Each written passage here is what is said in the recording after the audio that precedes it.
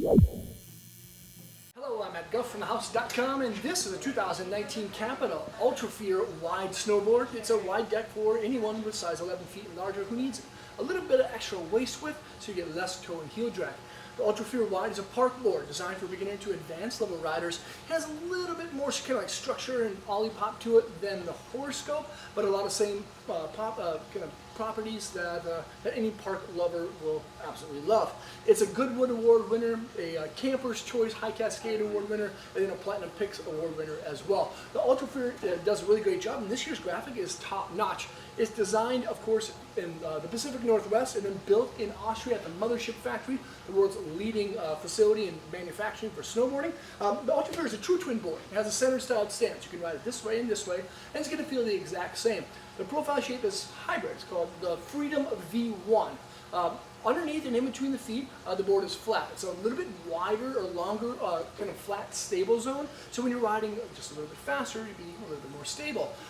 Also, there's reverse camber from outside the insert packs to those contact points that's just kind of raised up just slightly. So you'll be less likely to catch your edge. And then there's a wham pow flat kick, nose and tail. But again, this is going to be just a little bit more stable than the horoscope, but it's still going to have like the kind of easy to press ability that you want in a park board.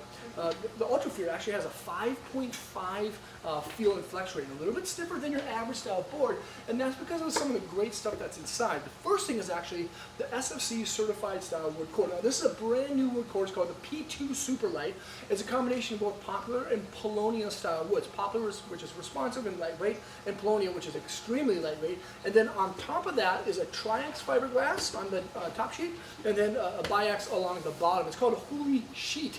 It's kind of funny. The biax is a very smooth and consistent. The Triax actually has a lot of energy to it. And then there's two additional laminates.